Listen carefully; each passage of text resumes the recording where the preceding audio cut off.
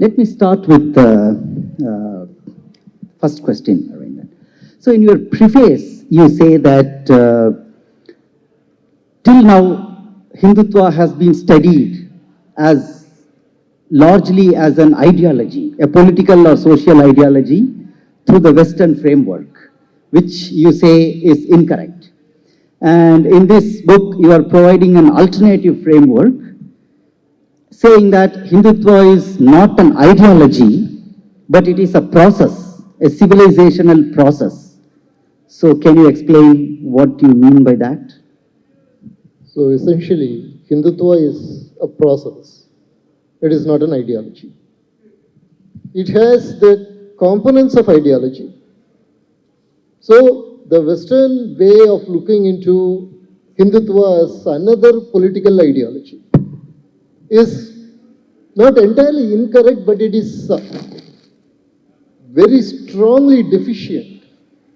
And hence, it becomes distorted and it allows itself to get distorted in negative ways. Okay. So, now coming to the process, what is exactly this process, in which particular plane this process happens?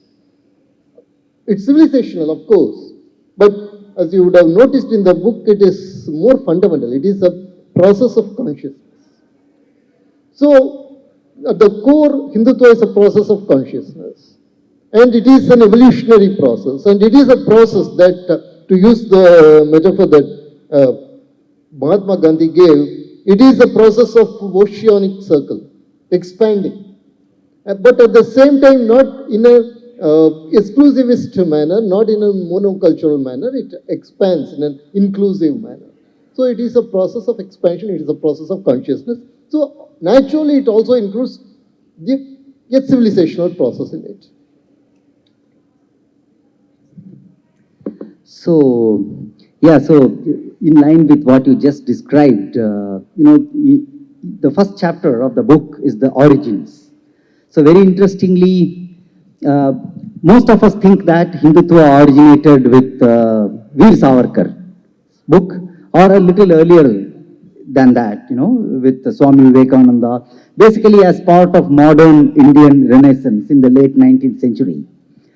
But you take it to kind of prehistoric times, where you apply a psychological framework called the bicameral mind, and then you apply it to civilization as such, and specifically to Indian civilization, and then explain how it is very unique and created Hindu civilization as we know it. So how did you, so this seems to be a very original idea. I think as far as what I have read, I don't think any author or thinker has viewed the origin of Hindu civilizations in such terms. So how did you, can you explain this further? How did you get this idea of, taking it to such a primeval level and starting from there? So actually, in the book, what I describe is a particular process called the breakdown of the bicameral mind. It was put forth by a psychologist called Julian Jaynes. And when he put it forth, it created a kind of sensation, 1970s. There were only two types of responses to that particular thesis. One is that it was a complete crackpot theory, and another one is that it is a work of genius. Now we have the advantage of insight like 50 years around, and now we know that there are some archaeological correlates that actually reflect this particular process that Julian Jaynes talked about, and there are some very interesting development. Dr. Anant Venkatraman, who has given the endorsement, he had actually worked on this Julian Jaynes thesis. But what is very interesting is that I found in a particular work of Ram Swarup, and that was the work that was published after his death called Yoga, Meditation and Gods. He had charted out, independent of Julian Jaynes, he has charted out a very similar but a more holistic process, sequence, in terms of the evolution of Indian civilization. Then what I did was I compared this with that of Julian Jaynes, and I tried to put it in a particular time frame. And that time frame showed something. that in fact, Julian Jaynes talks about the evolution or emergence of monotheistic religions with the breakdown of the bicameral mind. And this particular time almost coincides with the rising of the Zarathustran religions. And in Bernard, which is one of the very ancient texts of the Zarathustran religion or the Persian religion, they talk about their original homeland being the Sapta Hindu, and then it becomes kind of hostile because of Agriman, and so they move out of India.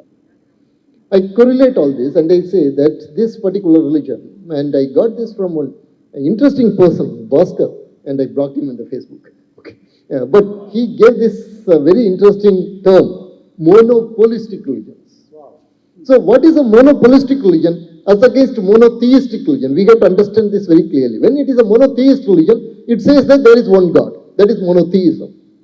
Monopolistic religion says there is one God, but that one God is the true God. Naturally, all other gods become false gods. So a monotheistic religion will say that, okay, I have my God, you have your God, you worship your God, but my people should not worship your God. That is the kind of religion that you have in Judaism. In Judaism, you tell that the God of my tribe is my God. That is the one true God for me. But it never says the other gods are false. Other people should accept this God. Whereas, very interestingly, it is this Zarathustrian religion that tells that there is this God of truth, Ahura Mazda, and there is this God of falsehood, Ahriman. And the entire history is viewed as a fight between these two. You have the seed of the concept of Saturn here. Okay, so this monopolistic religion comes. As against monopolistic religion in Indian spiritual evolution, you have Yegam Satvipra Bhagda Vadanti. Seeing all the gods, all the godheads as part of this grand consciousness matrix. So there emerges one creator God, a unit. Here emerges this consciousness as the base of all gods, that is unity. And this is the schism between the religion that is in this side of Sindhu river and that side of Sindhu river. So when the term Hindu arises, comes out during the Darius and Cyrus inscriptions, then itself it has geographical as well as spiritual connotations. So that is how I see the whole. Very, very interesting. So talking of the Sindhu river, so you give a very interesting explanation for the very word Hindu. So all historians and archaeologists and in the popular mind, the word Hindu, we all know that it came from Sindhu, and it is the Persians originally who had given the name. But of course, some of the Hindu scholars say that it is also the Prakrit adaptation of the name Sindhu, so it is not totally foreign to the Indian culture. But then you also give some additional insight. So you connect that word Hindu with the Hindu, which is moon, and the Soma. So thus giving a very deep and profound philosophical explanation for the name, not just geographical one. So can you explain that thing, and why do you think it's a very credible explanation? Is it just like some kind of a word play, or do you think that it's a very credible explanation of the word Hindu? Because already the term Hindu and Sindhu have been connected. And then I find that the Sindhu is a river whose branch is called Susoma in Nadi Sutta. And the word Hindu is there already in Rig Veda, which has been attested by none other than Airavata Mahadeva. It is from his work I got that. And I remember at that time actually discussing with you when almost 1 year before writing this book, we had a discussion about this. You will be remembering that, right? And we talked about how the word, then we found in one of the very credible Sanskrit English dictionaries, the word Hindu and Sindhu have been related. And so all this could not be just coincidences. The word Sindhu and Susoma, Soma getting related, Soma having the name Hindu, and Soma is related to both moon, and Hindu is also related to both moon. And then you have Huan Song coming, let us say 1300 years ago, And he visits entire India, including Kanchi, South India, and then he says this nation, this entire province is called Hindu because during spiritual darkness for the entire world, this nation gives the sadhus, the sannyasins, the siddha purushas, the yogis, and the bodhisattvas, and hence this nation is moon of the spiritual light to the entire world. And hence it is called Hindu, he gives this term. So there is a continuity. And there is also a spiritual meaning to this. As I said earlier, when the word Hindu arises, there is a geographical connotation as well as a spiritual connotation. In the same way, when we see the word Hindu arise later, let us say when Huan Song comes, again you have the same geographical and the spiritual connotation. Hence, I think this particular thing is valid, number one. Number two,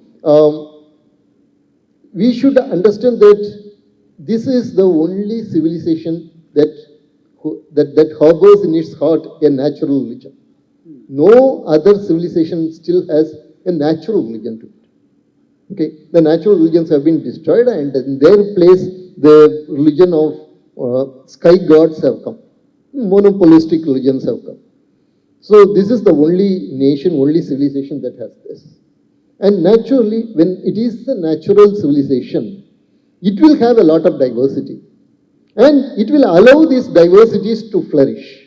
When it allows these diversities to flourish, it will look like all these do not have any interconnections. But when these interconnections will surface, when there is an attack by a hostile force, when a hostile force comes in, it cannot be contained within or it cannot be absorbed into the organism. The organism will develop a sense of a self by creating antigens. So whenever there has been a resistance against monopolistic aggression, the term Hindu has come again. For example, Hindu Raya, when the Vijayanagar Empire came, and then Hindavi Swaraj, when Veer Shivaji came. So the term Hindu is also the defining of the self of this nation because it is also the symbol of Hindu resistance to this, or the resistance of theodiversity to the monopolistic aggression.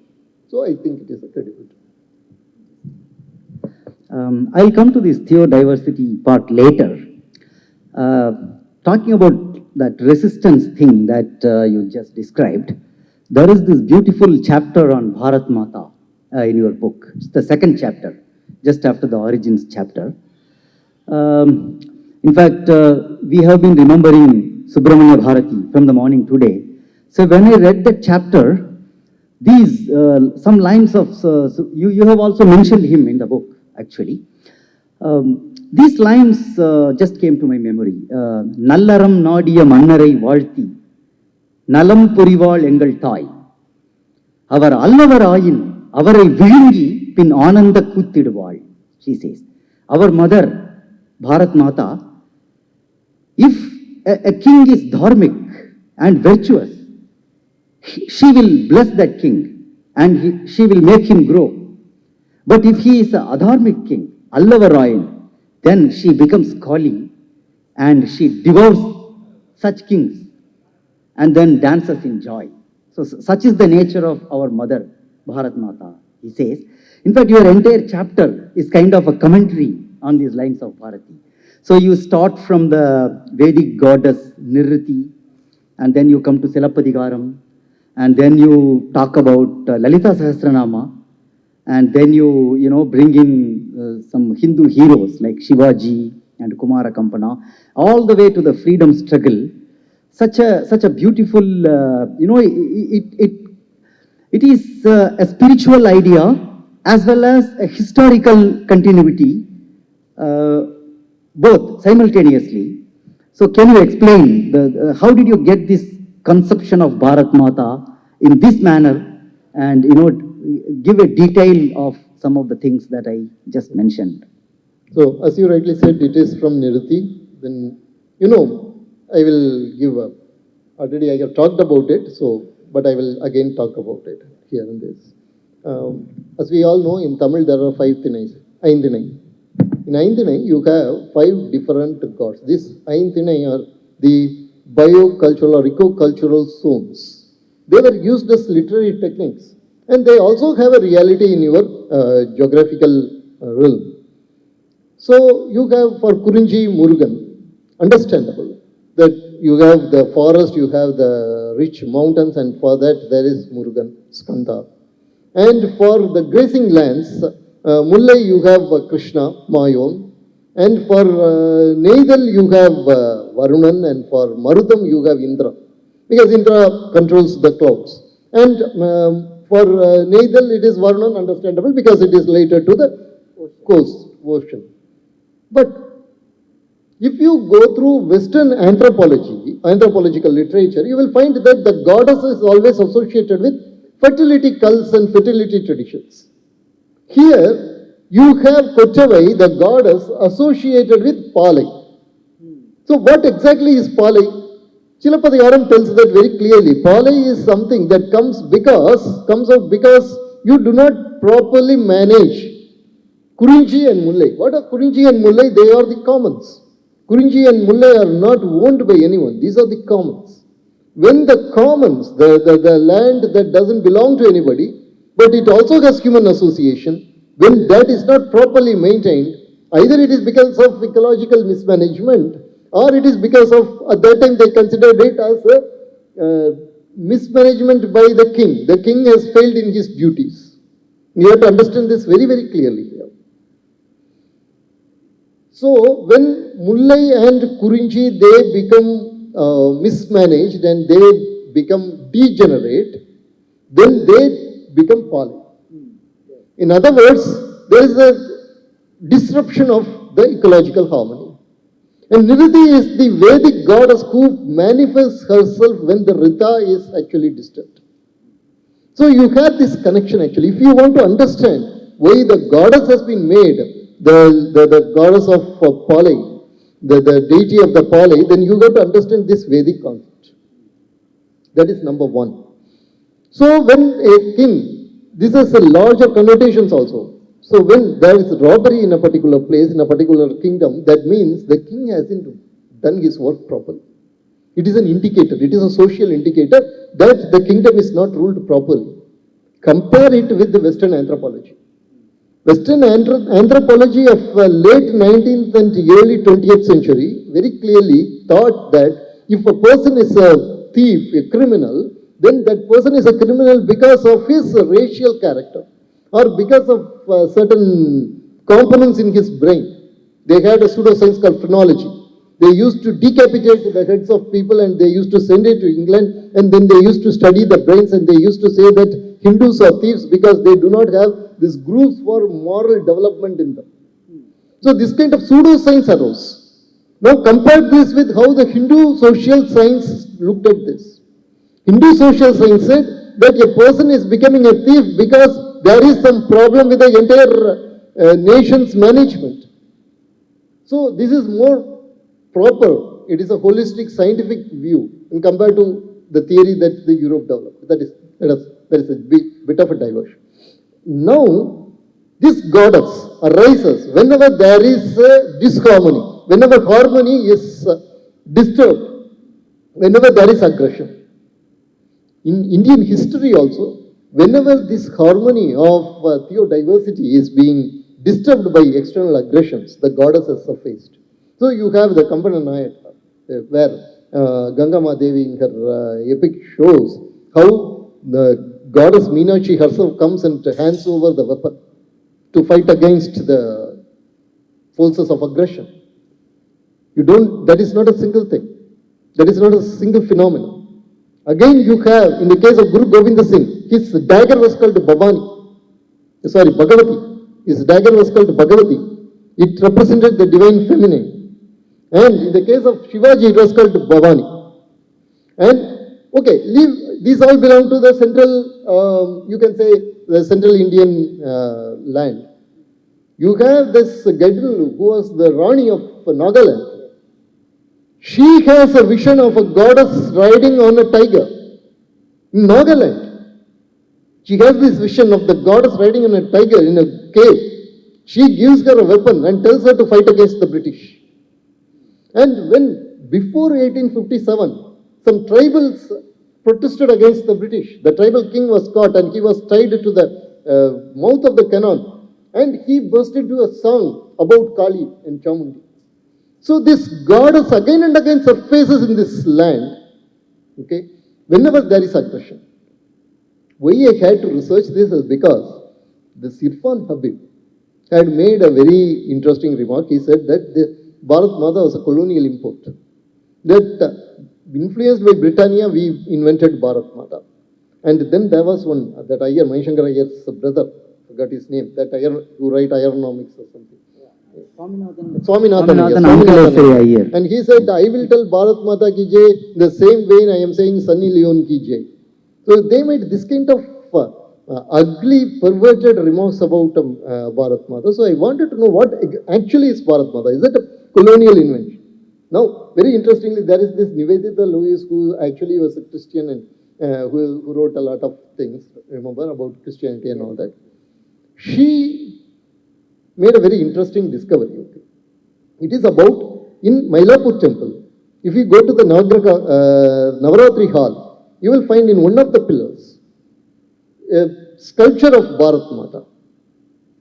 Parvati shown us the sculpture of modeled after Bharat Mata from Nagpur Press in 1930s. So this Bharat Mata is not an import. It is part and parcel of this nation's consciousness that arises again and again. It is the divine feminine that arises and that represents the spirit of India. Wonderful. In fact, the way you described it so evocatively, that whole chapter, it's like a poetry and meditation. I don't know how many of you have read this book. The chapter on Bharat Mata, it appears to be something like as if Ma Saraswati herself has inspired you to write that chapter about her glories. So beautiful, Aravindan. From there, you have this chapter called Racism, Casteism, Social Emancipation and Hindutva, where you describe that Hindutva is not a regressive sort of ideology. I mean, even when you consider it as an ideology. So you give a lot of counter examples to disprove that. So this very concept of social emancipation, so some traditional people with very traditional views in India, they think that the very idea of social emancipation itself is Western. So it's not right to say that we have Hindutva organizations spearheading social emancipation or women's empowerment. How do you respond to that? But in your book, you have actually cited a lot of evidence and anecdotes and incidents on how organizations like RSS have actually worked on the social emancipation. Okay. Let me tell one very interesting thing. That we always think that some superficial concepts of conservatism is associated with our actual traditional religion. So today when I came here, Jatayu asked me, what are those three pictures there? And he pointed out that one of that is Bodhentra and they are the persons who commenced the bhajan tradition, the Trimurtis of bhajan tradition. Now there is a very beautiful traditional story associated with Bodhentra, right? Now, if you ask an ordinary person on the road, let us take a very delicate subject here. A woman has been defiled in her body. She has been abducted. She was a wife of someone. She was abducted by a person belonging to another religion, taken away. And then she had been subjected to all kinds of cruelties, and then she has a chance to come back to her husband. Should her husband accept her or not? So we would say that a radical revolutionary person would say the husband should accept. Otherwise, the woman should lead an ordinary ascetic life, should not become a wife of the husband again. That would be the traditional answer. But Bodhentra, there is a very beautiful story where a Brahmin wife was abducted by a Muslim soldier. And then the Brahmin, he becomes very upset. The husband becomes very upset and he goes on a Tirtha Yatra. As he was going to Tirtha Yatra around Odisha or someplace, Odisha. And there he meets his wife, and the wife comes back. And now he is in a dilemma whether to accept or not. And then the story, as you know, the story goes that the guru says they go and see a particular, they want to go and see a particular guru who is well versed in Dharma Sastras. And then the guru had passed away, his son was there, and that son says that you tell Rama 3 times, go into a water body, just immerse yourself, tell 3 times Rama and come back, everything will be okay. And then the widow of that guru who was sitting there gets angry at this man telling that what kind of solution you are giving, what kind of a person are you? You are totally anti-dharmic. And then he asks why. She tells, telling the name of Rama 1 time is enough. Why she has to tell 3 times Rama? Okay, so think about it. The kind of the so-called radicalism is already embedded in our very orthodox traditions. So if you know the tradition well, if you are immersed in your tradition in a very authentic way, then the social reforms, or see, the point I want to stress in this book is that in any society, there will be social stagnation and there will be social emancipation. Forces of social stagnation and social emancipation. In the Western societies, the social emancipation is created by its economic factors, by its political factors. In India alone, the social emancipation happens as a product of this spiritual progress. And that is the process of Hindutva. So Hindutva naturally creates social emancipation. It does not carry a banner, it does not come out with the slogans, it naturally creates this. It is like the fragrance of a flower. Naturally it happens. And I have given a lot of examples. Unfortunately, what has happened is, during the civilizational colonization, the colonizers had to justify themselves. So they told that colonizing is actually a civilizational mission. Because you people are kind of backward, you people are patriarchal, you people suppress each other in the name of Jati, and so we are here to liberate you. So becoming pro-Western is liberation. Now, Hindutva shows that you don't need this westernization. Without westernization, you can liberate yourself through your own spirituality. So that is what I have shown in that. Yeah, that's very nice. So you give the views of Guruji Golwalkar, Bala Saheb Devras, and the early RSS leaders on how they were uncompromising their stance on, uniting all Hindus together to such a point that, so you give a quote of Sri Guruji where he says that, the Varna Vyavastha will automatically wither away when there is no need for it. It's a very radical thing coming from someone like Sri Guruji Golwalkar. So all that is fine. In the present situation, I want to ask you 2 questions. Do you think RSS continues to have the same kind of, ideas and views on caste? Number 1. Number 2, given the social engineering by all parties in India, including BJP, which is, inspired from the RSS philosophy, and the caste arithmetic that plays out to the fore in every election, and even after that during the governance, and even BJP also indulging in it in a very big way, in a scientific way, including the latest technological tools and everything.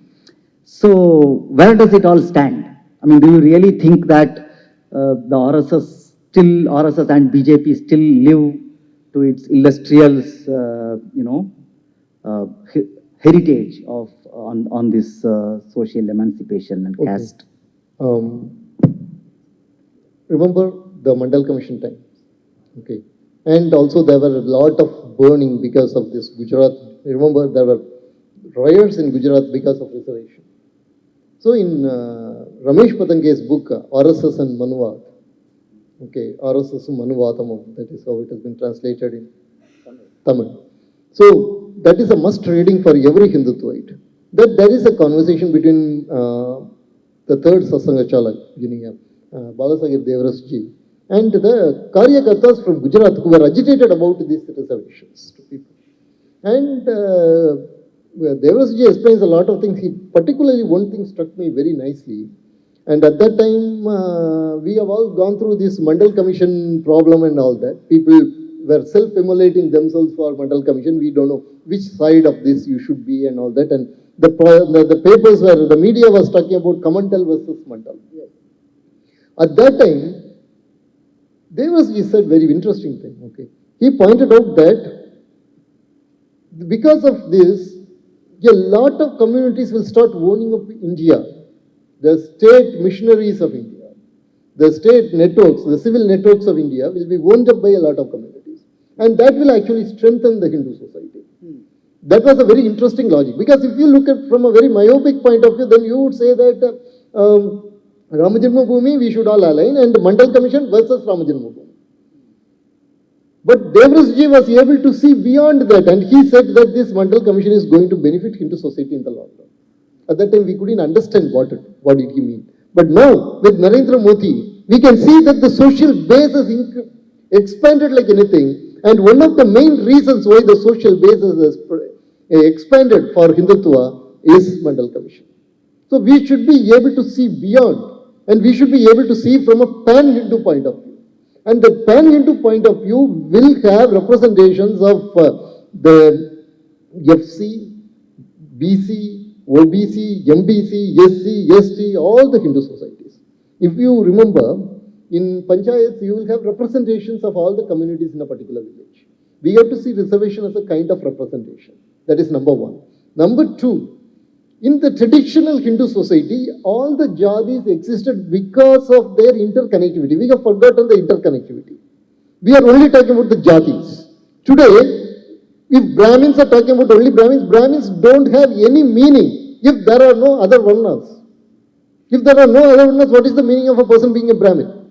What is the meaning of a person being a particular jadi if there are no other jadis around him? So we have to understand this particular aspect very, very clearly. It should be told again and again to us that what we have to study are the interrelations between the jadis. And the boundaries of the jadis are not concrete. Always there is cultural and genetic osmosis happening between these boundaries. How do you manage these interrelations? That is where the civilizational genius of Hindu was there. And that has been removed, and every jati has been atomized today. And the churning that we are seeing today is because of that. And this churning is also, in a way, irreversible. It is going to happen. And in that, what we have to do as Hindutvites is to maximize the interjati harmony, maximize social justice. So towards that, what decision should be taken, that has to be taken. And I think of all the political parties, BJP is placed in a very good way to think of these problems from the point of view of the greater good of the Hindu society and act. That is how I see it. So, you spoke about the positive aspects of reservation, but there is also a very negative aspect. Of course, one being there are victims of reservation. That's one part. The other part is that the castes are getting more and more hardened. So now that it is all official, in fact, just on the eve of Karnataka elections, BJP has announced the internal reservation within the scheduled community reservations also. So even that level of flexibility, which is there in the very idea of jati, is getting completely obliterated. And this is kind of becoming something like a genetic marker, because once it goes into the jati certificate, that's it. It's like etched for generations for a family and for an individual. Do you think it's good in the long-term view for the Hindu society? Here I will take a lesson from Dr. Ambedkar when he talks about social minorities. Okay, the jatis that do not have enough power in a particular political discourse, they are the social minorities. And he says that if you are you think that the social minorities can be ignored, then you are a big fool, because they will rip apart the entire fabric of the society one point of time or other. That is happening. Okay, but the purpose of reservation, he says, is to make sure that these social minorities get merged with the majority. Is it possible? That is the question we have to ask. Let us take a very concrete example from Tamil Nadu, that is that of Devendra Kulavela. So you have a community that was in the scheduled community list. Today they are telling that we are no more scheduled community. So why that is happening? That is happening because the reservations have empowered them enough. Now they are telling that we have empowered enough. Now we can look back into our history and remember, in India, no Jadi has been untouchables or they have been so-called Dalits, etc. for 3,000 years. That is the absolute nonsensical myth. So a particular community had moved into that space of untouchability because of certain political reasons. Right. And every community, including the so-called untouchable communities, they have an illustrious historical past. When they can look up towards that is when they are empowered enough, economically, politically. Once they are empowered enough, then they will look back to the illustrious past and they will come back to the Hindu society. That has happened in the case of Devendra Kulavela. Okay. And then what is happening? There are other people who think that, okay, this title Vellara should not be given to them. Okay? Why that is happening? Because I consider here a particular aspect, because of the colonization, people have got this idea of social creationism, that Vellaras are created then with certain communities, those communities exist even today as Vellaras. Brahmins are created with certain communities, those communities exist today with Vellala. If you belong to Vishwamitra Kotra, that means you actually are from Vishwamitra himself. Okay, so those kind of ideas have got crystallized because of colonialism. It was not so. There has been social evolution, there has been no social creationism. And hence, who are today Vellalas may not be Vellalas some 5 generations before. And I know that I am going to be roasted for telling this actually. Okay, but let me tell this very clearly. So, you are not born with this title. If you are going to give this title to another community, and that community, remember, this was the community that converted to Islam in Meenakshipura. The same community is today telling that we are proud Hindus. And then the rest of the Hindu community should open their hands and they should accept them. Right? This is what evolution is supposed to do. The reservation is supposed to do. Okay, that emotional bonding. Now, the point is, I will come back to it. The point is, the political parties that create, that implement reservation for their political goodness, then there are political parties that implement reservation for the goodness of the society. BJP belongs to the second part. Okay, I always tell this example. Ravana also lifted the mountain. Hanuman also lifted the mountain. So Ravana lifted the mountain because of his egoism for negativity. Hanuman lifted the mountain because he wants to bring healing. So the act is the same, lifting the mountain. But the intentions are different. That is what we have to remember here. And continuing that, Sri Krishna also lifted the mountain temporarily to save people from the rain. Very, very interesting analogy, Aravindan. That's good. So I think we have spent enough time on the caste-related narrative in the book. There is a wonderful chapter, Science and Hindutva, which really bears your signature, right? So the moment you see a title, Science and Hindutva, normally everyone expects that, oh, he is going to say Hindutva is anti-science. This is what is the general narrative in this country. But you have shown beautifully how Hindutva, the Hindutva as an ideology has nurtured the scientific temperament, etc. You make a very interesting point that Hindus have a natural tendency to accept evolution.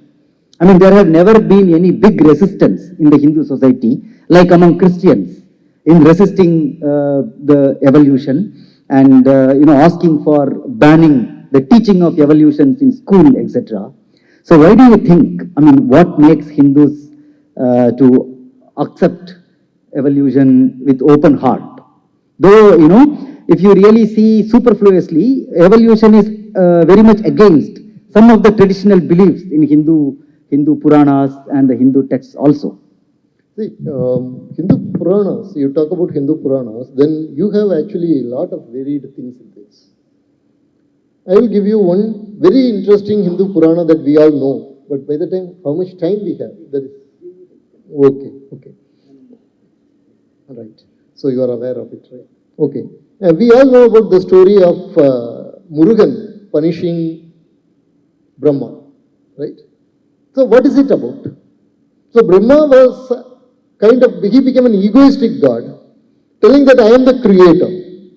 And then Murugan calls him and he tells him to tell the Vedas. It is through Vedas that he creates. Vedas is nothing but the basic primordial vibrations. It is from this primordial vibration that creation comes. It is not because of that creator God. Creator God is only a pedagogic tool for people to understand certain basic aspects. And so when he says that, then he says Om, he starts, and then he tells what is the meaning of Om and all that, right? Now, what is Om? Essentially, it is the sound symbol of Atman, consciousness. So it is from the consciousness that the entire creation comes. We accept that. Almost all Hindu schools accept that. Okay, and you have the Sankhya philosophy, which is essentially an evolutionary philosophy. So because of all this, it's very easy for a Hindu to accept evolution. And there is this mistaken notion that the Dasavadara represents evolution. Evolution it branches out. It is a phylogenetic tree. And Dasavadara, if you look, it will be a kind of a linear thing. So even though it is not so, at least in the Hindu mind, the acceptance of evolution is there naturally. Because we don't give an emphasis to the creation God, creator God. And it is very much embedded in Hindu culture because of a lot of Puranic stories. The creator God doesn't have much importance, right? The only person in the entire Hindu Puranas who said that I am your father, you should worship only me, is Hiranyakasipu. Okay, so here we are able to do away with the creator God, and because of that we are able to accept evolution very easily, and that is a unique cultural aspect of Hindu Dharma. Yeah. So I would love to talk more on the science subject, but for want of time, I will move on to some other important topics in the book. But again, for the viewers, the Science and Hindutva chapter is wonderfully written. Just to give an example, there is this TKDL, Traditional Knowledge Digital Library, which was created during the previous Vajpayee rule, and the tremendous impact it has created. And only because of that, India has won all the legal fights while patenting turmeric, patenting many other Ayurvedic formulations. India was able to win that only because someone like Murali Manohar Joshi had a vision to create this great digital platform. So there are many such things which Aravindan outlines in that chapter. So I want those interested to read those who are interested in these to read the book to explore more. The last chapter of your book is on Samanvaya. So this is a very controversial topic. So you say that we all know about Dara Shukho, right? The one who, the brother of Aurangzeb, who was attracted to Hindu Dharma. He translated Upanishads and other Hindu texts into Persian. You write that Dara Shukho represents an important civilizational peak for India. In him, there is a model for approaching theodiversity. And then on the same line, you talk about the Muslim Sufi saints of Tamil Nadu, like Gunangudi Mastan, etc. This all sounds very nice. But given the present condition, where we are seeing the Muslim society getting more and more radicalized and more fundamentalist, do you really see a relevance for these stories? This all to me, it looks like a very sweet old story, but not really having much of a present relevance. So that particular chapter on theodiversity also has the activities of PFI, how they planned the Coimbatore bomb blast, and the entire Islamic fundamentalist movement, how it is operating in India, and what are the kind of threats they are posing, how they are networking with the so-called secular, actually the pseudo-secular forces, and they are creating a problem. And how the Islamic fundamentalism is actually in its core very similar to Marxist fundamentalism. So all this has been dealt with then. Okay. In fact, it also talks about the three important transnational institutions that are operating on the larger Indian landmass, namely Jamaat-e-Islami, Tawhid Jamaat, and Tabligh Jamaat. Okay, these are the three transnational bodies, Islamist bodies, that are operating on the larger Indian landmass. And so we have to be very careful when we wish for Akhanda Bharat, unless otherwise we dilute the monopolistic tendencies of Islamist politics. That's it. Why these aspects are given is because want to show one important thing, that it starts with the Hindu resistance to Islamist invaders. It is because of the consistent Hindu resistance to Islamic invaders that they had to accept Hindus. Otherwise, according to strict theology, all Hindus should be killed. They should be given only two options: either get converted or get killed. That didn't happen, not because of the magnanimity of the Islamist rulers, but because of the continued Hindu resistance. So the Hindu resistance is a must if Samanvaya is to happen. That is number one.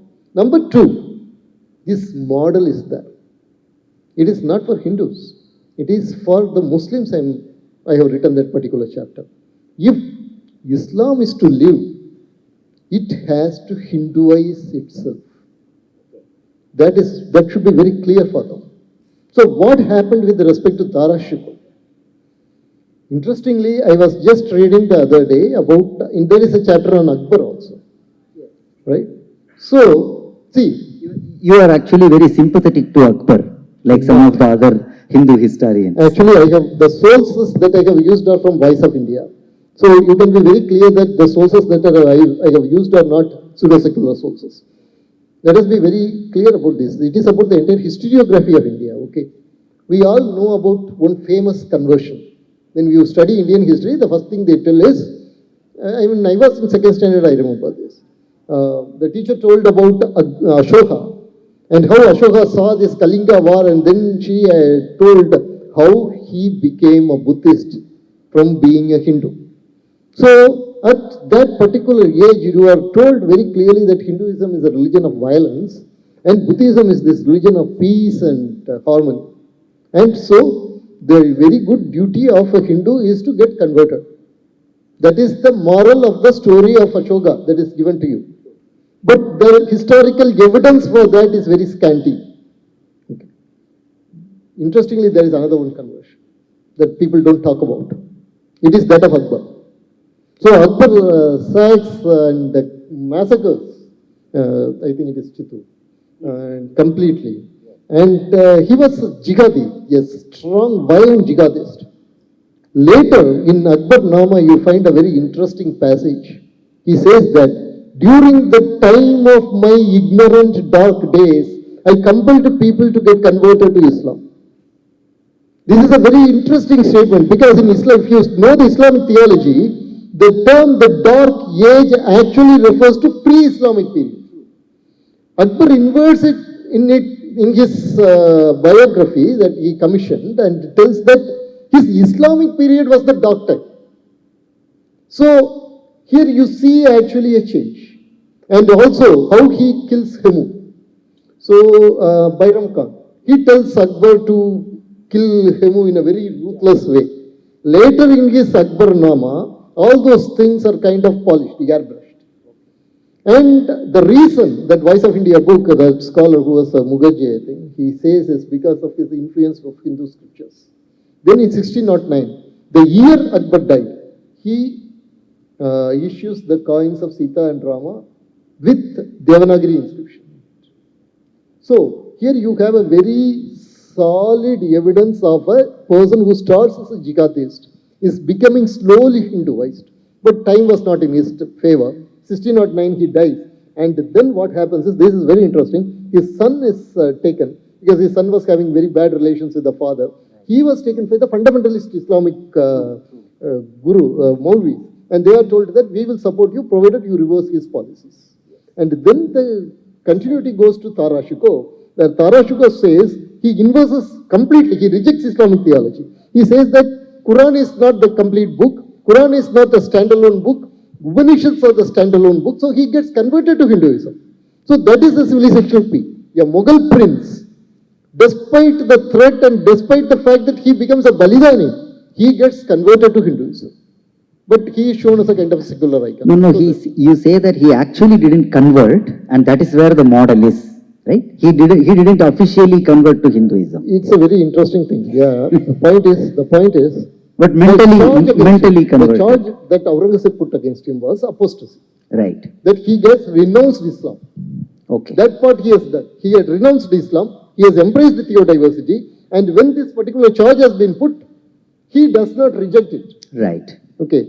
Now, let me add a fun fact. The whole thing is, this whole aspect has been written as a drama by Indra Parthasar. Right. In Aurangzeb. which he actually shows these aspects very clearly. The Hinduizing aspect very clearly. Today he is a hardcore leftist because of whatever reason. So that is just a fun fact. For want of time, I want to ask this. I want to briefly touch upon Christianity also. You mentioned three approaches. The soft approach, where the Christian conversion missionary appropriates Hindu symbols, and then the hard approach. It's like hard conversion mafias and Christian terrorism, like what we see in Northeast, and then a proxy war. So, given, we are talking this from Chennai, in Tamil Nadu, you know that all these three tactics are applied in Tamil Nadu in the political and social sphere. So, how do you think the process of Samanvaya can actually work with Christianity, especially with Christianity in the Tamil Nadu context? In a single word, if I am to answer this, it is Hindu Sangatam, Hindu unity. If Hindus are united very strongly, then we can stop all these processes. And again, I will tell you, it is not only for the good of Hindus, it is also for the good of Christians. And you told about TKDL stopping biopiracy. It is time the Hindu Adhinams should come together. The Hindu GAs, the Dharmacharyas, the Jagat Gurus, and all those people, they should come together. And they should stop theopiracy. Biopiracy, we understand. What is theopiracy? You can just go to St. Thomas, Cathedral, whatever. Mount. No, not Mount. Here they have that basilica. Santhom Basilica. Yeah, Santhom. You can go there and you can see they have this big flag, this thing, Dwajastamba. So this is theopiracy. So this theopiracy should be stopped. Who should stop it? Who should give word for that? Our Adhinams should stop going and eating cake in Christmas functions, and they should actually start asking, put an end to these things, these kind of dramas. If Hindus are united, then we can have a healthy dialogue. If Hindus are weak, then every dialogue will be a poaching attempt. So ultimately it is about Hindu unity. If Hindus are united, then there will be a healthy dialogue between Christianity and Hinduism. If Hindus are not united, our things will be appropriate. Okay.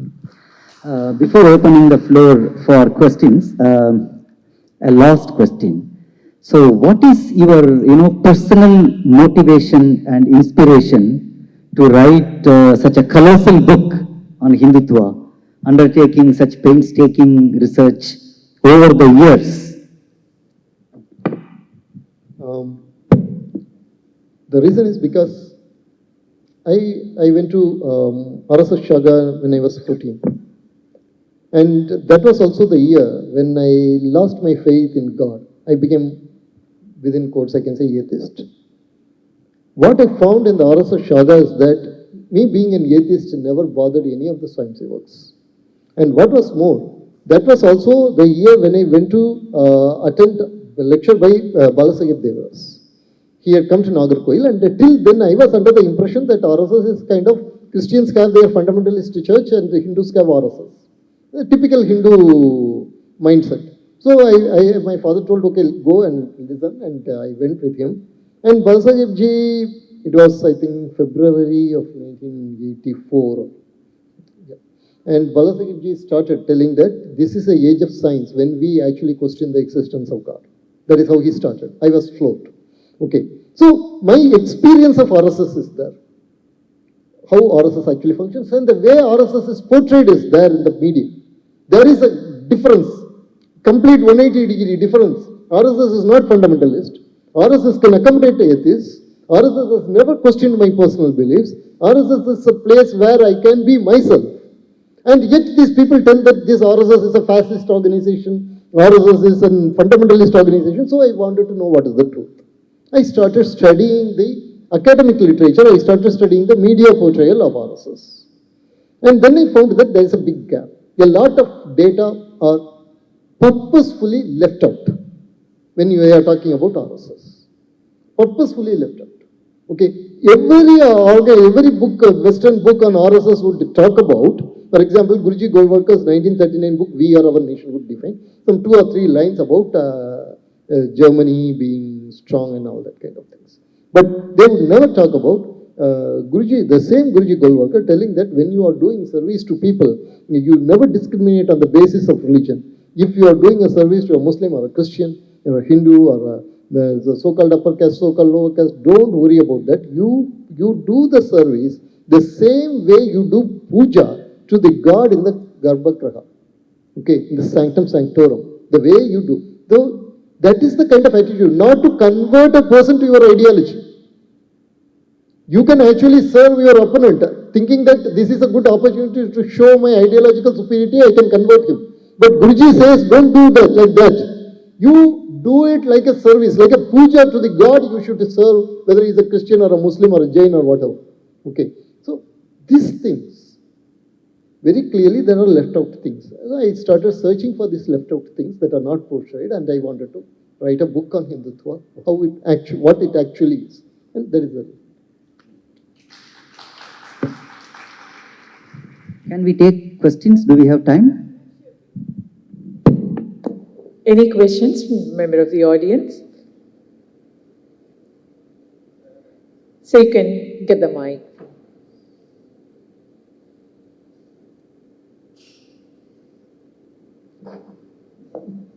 Sir, you were speaking about Hinduism in its natural course, being a leveling sort of movement. Adi Shankara's time, he wrote Manisha Panchagam.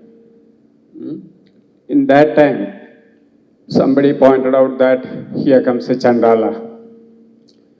So, in that time itself, Shankaracharya spoke against someone being treated as a Chandala.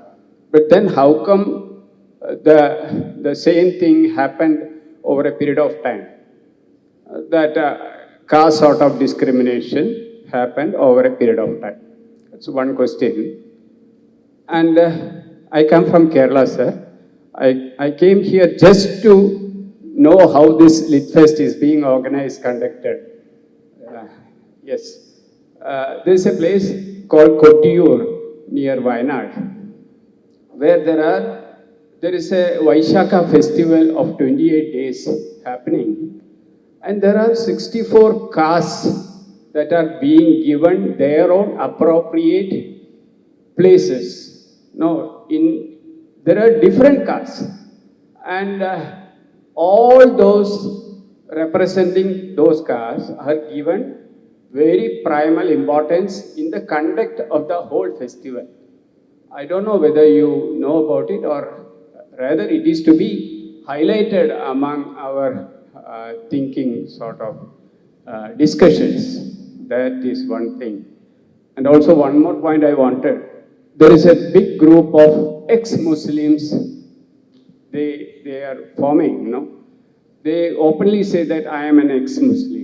I don't no more believe in Muslim faith. How can we encourage such people? Yeah, questioners, please keep your questions very short for want of time. So, first the question of this, Manisha Panchakamadi Sangara, and still why this is there. Wait, you take the Vedic society. The Vedic society itself, you will find that there was a kind of a discrimination against certain sections of the society. Okay, so you have to differentiate between the Vedic society and the values. The society will follow its own dynamics. In all the societies, there will be social hierarchies. And whenever there is social hierarchy, there will be social exclusion. That is this dynamics of the society. But what are the values of Sanatana Dharma? The values of Sanatana Dharma are against social exclusion. That is what you find in Manisha Panchakam. In fact, you will find social exclusion in all the societies. In Burma, there is untouchability. In Japan, there is untouchability. Okay, there was untouchability. In Europe, it was not well known, but in France and all, there have been untouchables, cohorts. If you just go and Google cohorts, the lost untouchables of Europe, you will find. Okay, everywhere there was social exclusion, but only in India, the spiritual voice talked against social exclusion. If you take actually Bible, the so-called New Testament, you will find that Jesus was telling his disciples, when you go out, I think it is Matthew chapter 10 verse 12, I think, I'm not sure. When you go out, do not go into the streets and towns of the Samaritans. Go only to the Jews. Do not go into the streets and towns of Samaritans. That was actually what? A kind of practicing untouchability. And Jesus had to be born only in the line of David. And for that, in Luke, there are different type of generation, 14 generations, Matthew, for different 14 generations. That means only a particular bloodline has the superiority for the Messiah to be born. So those kind of birth-based concepts are there in all the religions. Only in Hindu Dharma, this particular social exclusion has been opposed in the name of spirituality. Whether it is Adi Shankara, Sri Ramanuja, the Bhakti saints, they all have opposed. And that is the inheritance that we have got. Okay. So in summary, you are saying there were chandalas in every society, but there is Manisha Panchakam only in Hindu Dharma. Exactly, exactly. Beautiful quote. I think this can be made into a quote. Yes, exactly. Very beautiful. So we have one more question. There's a gentleman here. Oh, okay. When it comes to encouraging ex-Muslims, let them be there. Let us not disturb them. Okay, let us not disturb the ex-Muslims because it is a very dangerous situations they are in. But at the same time, if we create an India where it is proud to be a Hindu, the ex-Muslims will naturally gravitate towards Hindu Dharma. Okay. எல்லோருக்கும் வணக்கம். நிகழ்ச்சி நல்லா அருமையா இருக்கு. ராமானுஜர், சங்கராச்சாரியர் பேசுறீங்க. எல்லாருக்கும் ஆங்கிலம் தெரியாது.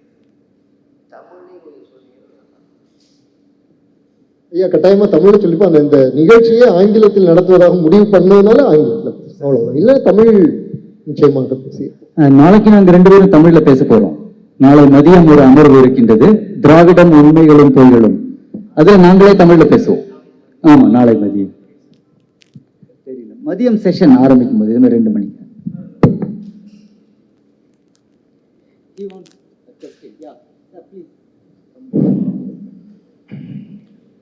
As an educationalist, So please keep your questions short. yeah,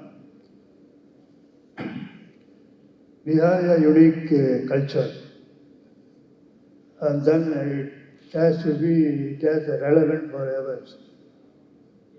The thing is, there must be systematic study of our civilization. What I feel is, we haven't done so far. Because civilization has grown for over a period of time, over a time period. During historical time, and post-historical. It is not static. It keeps on growing. We have to study various development of culture and science, language, religion, political system, over a period of this, especially the 3 period of time. Yes, sir. What is the question? We have to create a text, proper text, with the help of anthropologists, archaeologists, and linguistics and all. They are contributing. They are doing a lot of studies and they publish books and all. But we have to make a textbook, proper textbook to study the civilization which has grown, developed on this Indian soil. That is my suggestion. I want to know whether your book has contributed, because naming of the civilization is not a problem. Yeah, this is one such book. It is a name. Yeah, but Hindutva name of our but culture, the civilization. more, You are naming the much more books like this Hindutva, should come. But that is not a problem. Now that is not a problem. First, whether we have documented the historical development of the civilization of India, properly documented, and then you can give any name. Thank you, sir. They will answer the question. When we have documented properly all the document, details Sir, of please this, keep- of this soil. understand. How could we say that Can I answer the this question? is the civilization? Can I answer the question? work, we have taken the work, but they have to continue and then complete the work and then give a name to that your book. That is my suggestion. Thank you for your suggestion, sir. Yes, we'll take the next question. Yeah, we are taking the next question. Okay. Aravind, Swarajya, I've read a lot of articles. This is what I ask. There's one article which you have written quite some time ago about the silent 80 to 90% Muslims in India. Okay, I'm talking about who typically probably there is a fear of the Imam, the Maulvi, or the larger Islamic thought kind of thing. I'm saying if this silent majority is just going to be silent and allow 10 or 20% of the Muslims to exercise their radicalism kind of a thing, as a religion or through the political ecosystem. How do you think, leave aside the government, how the Hindu society can address it? Thank you. For this, the answer was given by, already has been given by a very scholarly pro-Hindu Belgian Indologist, Coindologist. He said that this majority, silent majority of Indian Muslims we are talking about, unconsciously, they are like Sita in Asogavana. So we have to be like Hanuman. We have to stop them from getting into the path, a suicidal path. And we have to approach them with love. Okay, unfortunately, what is happening right now in the social, in the internet and the digital networks is that we want to get a brownie point over them. We want to hurt them. We want to show that your religion is very bad. All that is at another level. Let us not worry about that.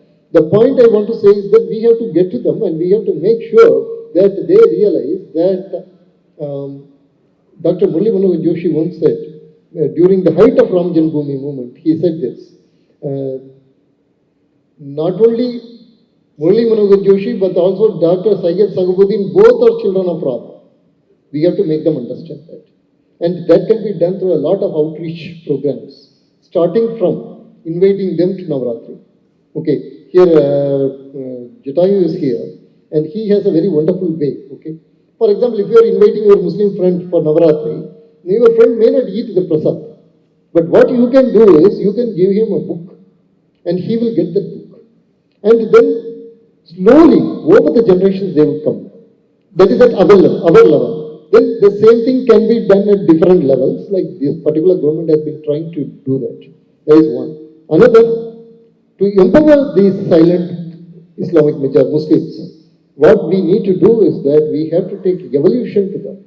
Once evolution goes and removes the concept of the created God and make them understand that divinity is omnipotent and omnipresent. When divinity is omnipresent, when they understand that, the monopolistic theology gets diluted and slowly they will be coming to Dharma. This is a very strategic, very civilizational process. We cannot discuss it like this openly, but nevertheless, these are the pointers to what you are asking. Thank you so much, sir. I request Dr. Surendranath to honor Sri Aravind Neelakantan and Sri Jatayu.